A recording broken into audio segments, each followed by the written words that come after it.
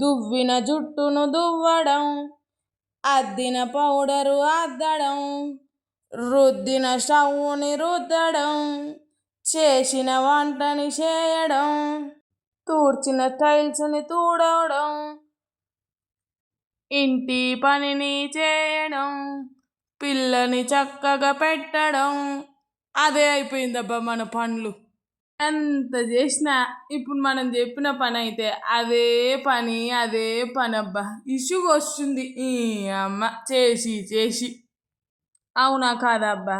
నాలా ఎంతమంది రోజు ఇలా పనులు చేసుకుంటూ ఈ సాంగ్ గుర్తు చేసుకుంటారో ఖచ్చితంగా నాతో కామెంట్ బాక్స్లో షేర్ చేసుకోండి అబ్బా. నేను పని చేసినప్పుడల్లా ఈ సాంగ్ అయితే గుర్తొస్తుందబ్బా నాకు. ఇక వీడియో చూసి ఒక లైకు, షేరు, సబ్స్క్రైబు చేయడం మాత్రం మర్చిపోకురబ్బా. ఏంటిది అంటే విష్ణు ఈశ్వ వ్లాగ్స్ నబ్బా. ఇక ఆ పని ఎప్పుడు ఉండేదే కానీ ఇక మనం పాట పాడినా ఏం చేసినా పని అయితే తప్పించుకోలేము. ఇక మ్యాటర్ వస్తే నా లంచ్ వచ్చేసి వైట్ రైస్, ఇంకా క్యాబేజ్, ఇంకా లెమన్స్. మనలో చాలామందికి క్యాబేజ్ అంటే ఇష్టం ఉండదబ్బా. ఆడవాళ్ళకి ఎక్కువ శాతం ఎవరికైనా అలా ఇష్టం లేని వాళ్ళకి ఇగో ఇట్లా క్యాబేజీలా నిమ్మకాయ పిండుకొని ఒక్కసారి తినండి అబ్బా, సూపర్ ఉంటుందబ్బా. క్యాబేజీ టేస్టే మారిపోతుంది, అసలు ఆ స్మెల్ అనేదే ఉండదు. చాలా టేస్ట్ ఉంటుంది, హెల్త్కి కూడా చాలా మంచిదట అబ్బో క్యాబేజు. ఇక నిమ్మకాయ పిండుకొని అట్లా చేసినాక ఇగో అట్లా గింజలు వస్తాయి అబ్బా, అవి అయితే తీరబ్బో, అవి మంచిది కాదు అట ఆరోగ్యానికి.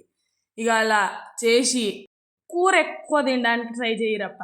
ఎందుకంటే ఇప్పుడు నేను బాగా పాట అంతా చేయడానికి ఎనర్జీ ఉండాలి కదా మనకి, అందుకనమాట. కూర ఎక్కువ, అన్నానికి తగ్గ పోర్షన్లో కూర పెట్టుకోరబ్బా. అవునా కాదా? ఇక నేను చూసిర్రా క్యాబేజ్ ఎట్లా కలుపుతానో చూడ్రి. ఇప్పుడు అన్నంకి తగ్గట్టు అన్నం కట్ట కూర ఎక్కువ ఉంటుంది చూడ్రి నా పల్లెన్లా. అట్లా మంచిగా కలుపుకొని ఇక ఒక ముద్ద పెట్టుకుంటే అబ్బా అసలు సూపర్ ఉంది. అసలు క్యాబేజీ నిమ్మకాయ పులుపు తగిలించినాక మనం అసలు సూపర్ ఉంటుంది అబ్బా. క్యాబేజీ కూర ఇష్టం లేని వాళ్ళు నేను చెప్పినట్టు యాజ్ తీసి ట్రై చేసి మళ్ళీ ఖచ్చితంగా నాతో షేర్ చేసుకోండి అబ్బా. Okay friends, bye.